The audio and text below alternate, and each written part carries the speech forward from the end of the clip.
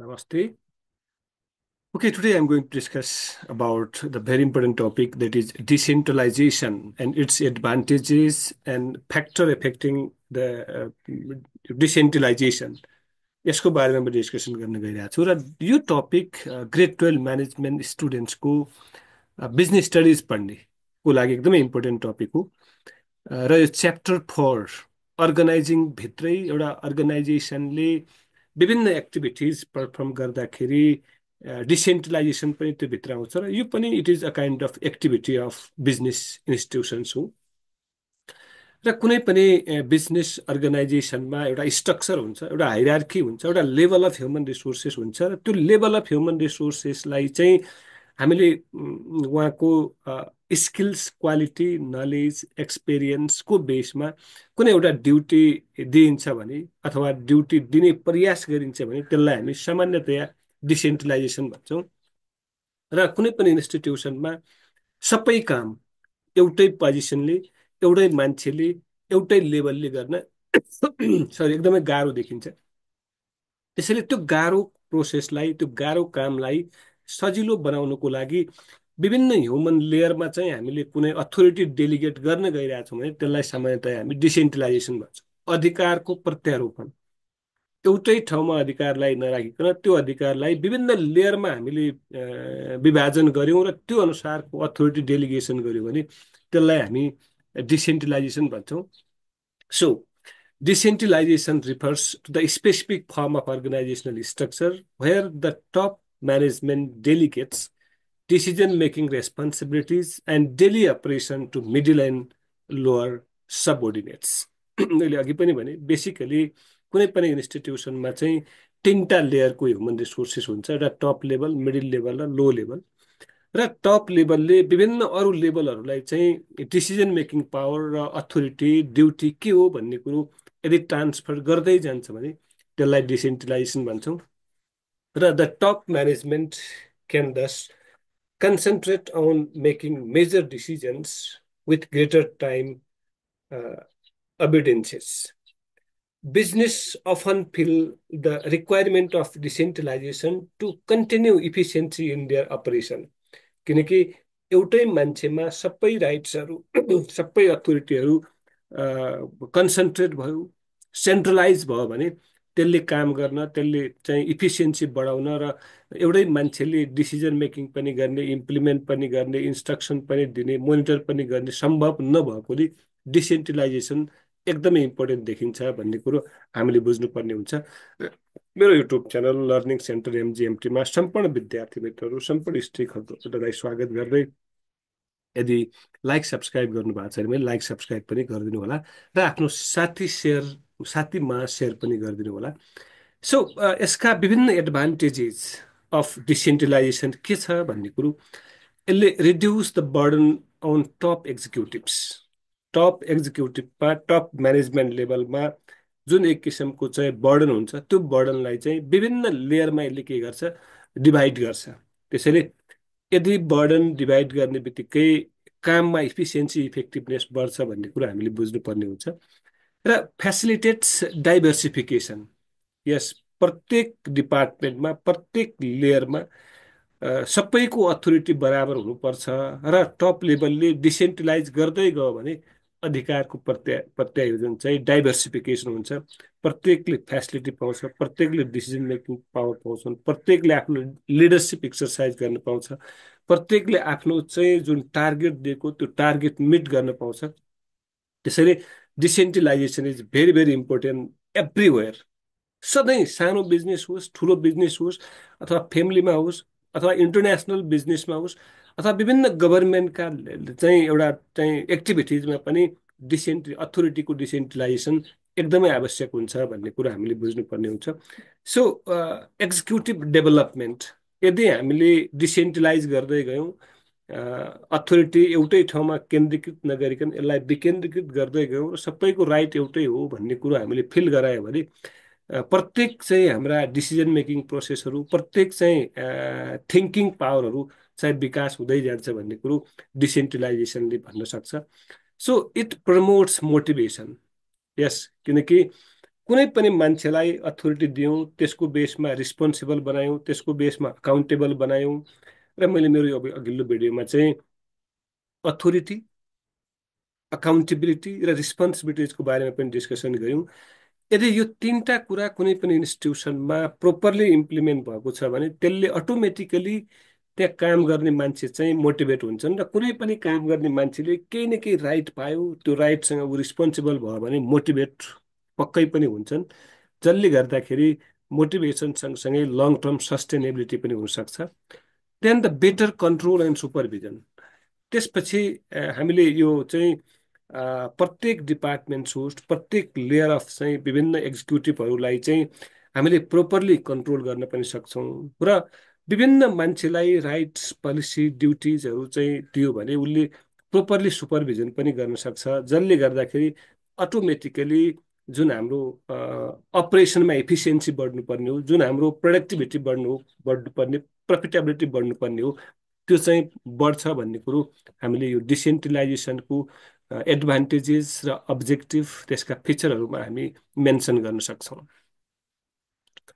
Okay, सँगसँगै अब यो डिसेन्ट्रलाइजेसन अफ अथोरिटी, डिसेन्ट्रलाइजेसन भने मैले सँगसँगै माथि मेन्सन पनि गरिसकेका छु कि कुनै पनि के डिसेन्ट्रलाइज गर्ने भने हामी अर्गनाइजिङ पढ्दैछौँ, अर्गनाइजेसन र एउटा बिजनेस इन्स्टिट्युसनमा चाहिँ काम गर्ने विभिन्न ह्युमन रिसोर्सेसको ड्युटी फरक फरक हुनुपर्छ, अब्जेक्टिभ चाहिँ फरक हुनुपर्छ, र त्यो अब्जेक्टिभ, त्यो ड्युटी चाहिँ हाम्रो इन्टायर बिजनेसको ड्युटी र बिजनेसको ड्युटी भन्दा पनि बिजनेसको जुन गोल छ त्यो गोल फुलफिल गर्नको लागि टाइ अफ अलाइनमेन्ट चाहिँ हुनुपर्ने हुन्छ। So decentralisation of authority involve a system within an organization in which the top, middle, and lower level of management participate in decision making. Decentralized organizations are categorized by dispersion of authority for decision making at all level of leadership within the organization. किनकि कुनै पनि चाहिँ एउटा म्यानेजरले, top लेभलले सबै कुरो आफूमा नै केन्द्रीकृत नगरिकन त्यसलाई विभिन्न अथोरिटीमा चाहिँ हामीले ट्रान्सफर गर्दै क्युमुलेटिभ वेमा हामीले डिसिजन मेकिङ गर्छौँ, र जसले गर्दाखेरि हाम्रो चाहिँ प्रत्येकको कार्यभार पनि बाँडिन्छ, प्रत्येकको रिस्पोन्सिबिलिटी पनि थपिन्छ, अथोरिटी पनि थपिन्छ, र जसले गर्दाखेरि काममा सहजता आउँछ र डिसिजन मेकिङ प्रोसेस पनि इजी हुन्छ, र इन्टायर बिजनेसको होलिस्टिक डेभलपमेन्ट हुन्छ भन्ने कुरो डिसेन्ट्रलाइजेसनले डिस्कसन गर्छ। So decentralisation mark and extension of a process of delegation. मैले अघि नै भने एउटा अथोरिटीलाई डेलिगेसन गर्ने प्रोसेस हो। Under decentralisation the central unit of an organization distribute functions, responsibilities, accountabilities, and matching authority to regional and local units situated any way from its. अब हामीले मानव सपोज एउटा इन्टरनेसनल बिजनेस छ भने पनि उसले संसारभरि फैलिएका बिजनेस एकै मान्छेले हेर्न सक्दैन। त्यहाँ विभिन्न एक्टिभिटिजहरू हुन्छन्, विभिन्न फङ्सनहरू हुन्छन्, विभिन्न रेस्पोन्सिबिलिटिजहरू। जहाँ चाहिँ हामीले बिजनेस इस्टाब्लिस गरेका छौँ त्यहाँ चाहिँ हाम्रा ह्युमन रिसोर्सेसले नै त्यसको चाहिँ अथोरिटी लिने, त्यसको रिस्पोन्सिबिलिटी लिने, त्यसको अकाउन्टेबिलिटी लिने, र यदि त्यो म्याच भएन भने त्यसको चाहिँ कार्यभार, त्यसको चाहिँ अकाउन्टेबिलिटी पनि त्यसै मान्छेले लिनुपर्छ भन्ने हिसाबले हामीले अथोरिटी चाहिँ के गर्नुपर्ने हुन्छ, डिसेन्ट्रलाइज गर्नुपर्ने हुन्छ। र अथोरिटी डिसेन्ट्रलाइज गर्ने बित्तिकै इफिसियन्सी र इफेक्टिभनेस बढ्छ, त्यसमा शङ्कै छैन। किनकि एउटा हामीले के बुझ्नुपर्छ भने यो डिसेन्ट्रलाइजेसन त्यतिखेर चाहिँ हुन्छ जब right man at right place, right department, right जब ड्युटीको बेसमा हामीले असाइन गरेका छौँ, रिक्रुटमेन्ट एन्ड सिलेक्सन गरेको छ भने डिसेन्ट्रलाइजेसनले काम गर्छ। तर डिसेन्ट्रलाइजेसन एकातिर र विभिन्न ह्युमन रिसोर्सेसको स्किल क्वालिटी अर्कोतिर छ भने यसले चाहिँ म्याच नहुन सक्छ, र त्यतिखेर चाहिँ यो अथोरिटी डिसेन्ट्रलाइज गर्दाखेरि एउटा म्यानेजरले, एउटा डिपार्टमेन्टले सोच्नुपर्ने कुरा त्यहाँनिर चाहिँ आउँछ है। अब यसलाई भर्खरै माथि डिस्कसन गरेकै कुरोमा चाहिँ हामीले फ्याक्टर एफेक्टिङ द डिसेन्ट्रलाइजेसन, एउटा अथोरिटी डिसेन्ट्रलाइज गर्दाखेरि कुन कुन फ्याक्टरले चाहिँ इम्प्याक्ट गर्छ त्यसको बारेमा चाहिँ हामी डिस्कसन गर्न गइरहेको छौँ। र it is very important for चाहिँ हाम्रो plus two management students. You will get in the एक्जाममा आउँछ यो। र यस्ता विभिन्न एउटा कुरो हामीले के बुझ्नुपर्छ भने डिसेन्ट्रलाइजेसनलाई प्रभाव पार्ने विभिन्न सिचुएसन्सहरू, विभिन्न एक्टिभिटिजहरू, विभिन्न चाहिँ कन्सिक्वेन्सेसहरू हुन सक्छन् र त्यसको बारेमा हामीले डिस्कसन गरेर हामीले चाहिँ अथोरिटी डिसेन्ट्रलाइज गर्न सक्यौँ भने त्यो फ्रुटफुल हुनसक्छ, त्यो बेटर हुनसक्छ। र थ्योरिटिकल डिस्कसन एकापट्टि र हाम्रो प्र्याक्टिकल डिस्कसन छुट्टै भयो भने त्यसले चाहिँ हाम्रो बिजनेसको अब्जेक्टिभ अलाइन नहुन सक्छ र बिजनेसको अब्जेक्टिभ र ह्युमन रिसोर्सेसको अब्जेक्टिभ अलाइन भएन भने होलिस्टिक डेभलपमेन्ट गर्न गाह्रो हुन्छ। त्यसैले प्रत्यक्ष अथवा अप्रत्यक्ष रूपमा एउटा डिसेन्ट्रलाइजेसन प्रोसेसलाई असर गर्ने फ्याक्टरहरू के हुन सक्छन् भन्ने कुरोको बारेमा म डिस्कसन गर्न गइरहेको छु। So there are several factors that can directly or indirectly चाहिँ इफेक्ट हाम्रो डिसेन्ट्रलाइजेसन, सेन्ट्रलाइजेसन, डिसेन्ट्रलाइजेसन। र सामान्यतया जस्तो फर्स्टमा भनेको साइज अफ अर्गनाइजेसन। अर्गनाइजेसन सानो, ठुलो, बिग, मिडल के छ भन्ने कुरोले पनि हाम्रो डिसेन्ट्रलाइजेसनमा असर गर्न सक्छ है। अब सानो अर्गनाइजेसन छ, सोल ट्रेडिङ छ भने उसमा खासै हामीले अथोरिटी डिसेन्ट्रलाइजेसन गर्न त्यति आवश्यक देखिँदैन। र बिग इन्डस्ट्री, विभिन्न ब्रान्चेसहरू छन्, विभिन्न चाहिँ हाम्रो थाउजन्ड एन्ड थाउजन्ड चाहिँ ह्युमन रिसोर्सेस भएको एउटा बिग इन्डस्ट्री, म्यानुफ्याक्चरिङ इन्डस्ट्री होस् अथवा सर्भिस ओरिएन्टेड होस्, त्यस्तो अर्गनाइजेसनले चाहिँ प्रत्यक्ष रूपमा यो चाहिँ हाम्रो अथोरिटी डिसेन्ट्रलाइजेसन गर्दाखेरि असर हुनसक्छ। त्यसको बारेमा हामीले डिटेल स्टडी गर्नुपर्ने हुन्छ र त्यसको बेसमा यदि डिसेन्ट्रलाइज गर्यो भने त्यसले अटोमेटिकली फ्रुटफुल रिजल्ट दिन्छ भन्ने कुरो हामीले बुझ्नुपर्ने हुन्छ। The second one is history of organisation. Yes, हाम्रो अर्गनाइजेसनको history, past history, past performance, past management, past leadership, past consequences के छन् भन्ने कुरो हामीले स्टडी गर्नुपर्ने हुन्छ र पास्टको बेसमा हामीले प्रेजेन्टमा चाहिँ हामीले डिसिजन मेकिङ गर्छौँ र प्रेजेन्टमा गरेको डिसिजन मेकिङले चाहिँ फ्युचरमा इम्प्याक्ट गर्छ भन्ने कुरो हामीले बुझ्नुपर्ने हुन्छ।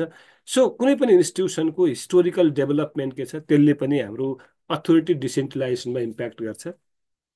And the next one, yeah, there is philosophy of top management. Yes, top management को thinking, perception, planning, decision making र त्यो अथोरिटी मैले डिसेन्ट्रलाइज गर्ने कि नगर्ने भन्ने कुरो उहाँहरूको एउटा फिलोसफी, उहाँहरूको पर्सेप्सन, उहाँहरूको थिङ्किङले पनि फरक पर्छ। र त्यो थिङ्किङ फरक पर्ने भनेको लिडरसिपले पनि हो र टप लेभल म्यानेजरले पनि हो र यस्ता कुराहरूले प्रत्यक्ष अथवा अप्रत्यक्ष रूपमा कुनै पनि अथोरिटी डेलिगेट गर्ने कि नगर्ने अथवा डिसेन्ट्रलाइज गर्ने कि नगर्ने भन्ने कुरोमा एकदमै ठुलो प्रभाव पारेको देखिन्छ। And then availability of competent employees. Yes, अब अथोरिटी डिसेन्ट्रलाइज गर्ने प्रोसेस त भयो, हामीले डिस्कसन गऱ्यौँ, डिसिजन मेकिङ पनि गऱ्यौँ र त्यो लेभलको त्यो कम्पिटेन्ट ह्युमन रिसोर्सेस, कम्पिटेन्ट चाहिँ म्यान पावर अभाइलेबल भइदिएन भने पनि त्यो डिसेन्ट्रलाइजेसनमा चाहिँ प्रत्यक्ष रूपमा चाहिँ प्रभाव पर्ने देखिन्छ। त्यसैले हामीले यो अथोरिटी डिसेन्ट्रलाइजेसन गर्नुभन्दा पहिला नै यस्ता विभिन्न कुरोहरूमा छलफल गरेर, एनालिसिस गरेर, ब्रेन स्टर्मिङ गरेर what what is right and what is wrong, यसको फ्युचरमा के इम्प्याक्ट पर्छ भन्ने कुरो डिस्कसन नगरिकन हामीले चाहिँ डिसेन्ट्रलाइजेसन गऱ्यौँ भने त्यसले चाहिँ असर पार्ने देखिन्छ। या डिस्पर्सन अफ अपरेसन्स। यस, अब हामीले डिसेन्ट्रलाइजेसन त गऱ्यौँ अथोरिटी, तर त्यो अथोरिटीलाई चाहिँ प्रोपरली इम्प्लिमेन्ट गर्ने ह्युमन रिसोर्सेस, प्रोपरली अपरेसनमा चाहिँ कस्तो चाहिँ प्याराडाइम छ, कस्तो ह्युमन रिसोर्सेस छ, कस्तो चाहिँ पोलिसी छ भन्ने कुरोले पनि असर गरेको देखिन्छ। त्यो अथोरिटी अपरेसनसँग हामीले चाहिँ डिसेन्ट्रलाइज गर्न सक्छौँ कि सक्दैनौँ भन्ने कुरोले पनि इम्पोर्टेन्ट रोल खेलेको हुन्छ। Then the nature and significance of decisions. Yes, अब त्यो हामीले डिसिजन मेकिङको सिग्निफिकेन्स के हो त, डिसिजन त गऱ्यौँ र त्यसको इम्पोर्टेन्स के हो, त्यसलाई चाहिँ इम्प्लिमेन्ट गर्न सकिन्छ कि सकिँदैन, त्यसका विभिन्न लेयरहरू कस्ता छन्, विभिन्न चाहिँ हाम्रो युनिफर्मिटी छ कि छैन भन्ने कुरोले पनि असर पार्छ। So next one uniformity of policy नै छ। र यो डिसेन्ट्रलाइज गर्दाखेरि पनि सबैको थिङ्किङ, सबैको पर्सेप्सन सिमिलर भएन भने यो चाहिँ इम्प्लिमेन्ट गर्न गाह्रो देखिन्छ। So cost and importance of decisions. अब हामीले डिसेन्ट्रलाइजेसन गर्ने प्रोसेस त बनायौँ, भन्यौँ पनि, तर त्यो डिसेन्ट्रलाइज गर्दाखेरि कति कस्ट लाग्छ त, कति चाहिँ त्यो हाम्रो एक्सपेन्सिभ हुन्छ त। किनकि हामीले कुनै पनि अथोरिटी डिसेन्ट्रलाइजेसन गर्ने बित्तिकै ह्युमन रिसोर्सेसको आवश्यक पर्छ। त्यो ह्युमन रिसोर्सेसलाई चाहिँ विभिन्न किसिमका फेसिलिटी दिनुपर्ने हुन्छ र त्यो विभिन्न किसिमका फेसिलिटिज इन्सेन्टिभ त्यो कस्ट हामीले त्यसबाट बेयर गर्न सक्छौँ कि सक्दैनौँ भन्ने कुरोले पनि एकदमै इम्पोर्टेन्ट रोल खेलेको हुन्छ। त्यसैले कस्ट र त्यसको इम्पोर्टेन्स कतिको छ भन्ने कुरो पनि हामीले एनालिसिस गर्न सक्यौँ भने त्यो राम्रो हुनसक्छ, नभए डिसिजन एकापट्टि र इम्प्लिमेन्टेसन अर्कोपट्टि हुनसक्छ। र next one availability of efficient manager, त्यो माथि डिस्कसन पनि भइसकेको छ कि हामीले अथोरिटी डिसेन्ट्रलाइजेसन गर्ने बेलामा अथवा गरिसकेपछि विभिन्न लेयर अफ ह्युमन रिसोर्सेसमा चाहिँ यो कतिको इफिसियन्सी कतिको इफेक्टिभनेस उहाँहरूले कतिको मान्नुहुन्छ, कतिको चाहिँ ह्युमन रिसोर्सेस अभाइलेबल छ भन्ने कुरोले पनि यसमा एकदमै इम्पोर्टेन्ट रोल खेलेको देखिन्छ। सो मैले आजको डिस्कसन मेरो सामान्यतया कहाँनिर डिस्कसन भयो भने यो डिसेन्ट्रलाइजेसन के हो, अथोरिटी डिसेन्ट्रलाइजेसन कसरी गर्ने र के गर्ने, र यो गर्दाखेरि अथवा विभिन्न फ्याक्टरले कतिको इम्प्याक्ट गर्छ भन्ने कुरो मैले डिस्कसन गरेँ। सो मेरो YouTube channel the learning centre MGMT सुनिदिनु भएकोमा धेरै धेरै धन्यवाद। र मैले विभिन्न चाहिँ यो बिजनेस स्टडिजका सबै भिडियोहरू मेरो युट्युब च्यानलमा राख्दै आइरहेको छु। र यदि लाइक सब्सक्राइब गर्नु भएको छैन भने लाइक सब्सक्राइब गरिदिनु होला र आफ्नो साथी सर्कलमा आज यसलाई चाहिँ सेयर पनि गरिदिनु होला भन्दै मैले आजको डिस्कसन यहाँनिर टुङ्ग्याएँ। Thank you very much, thank you.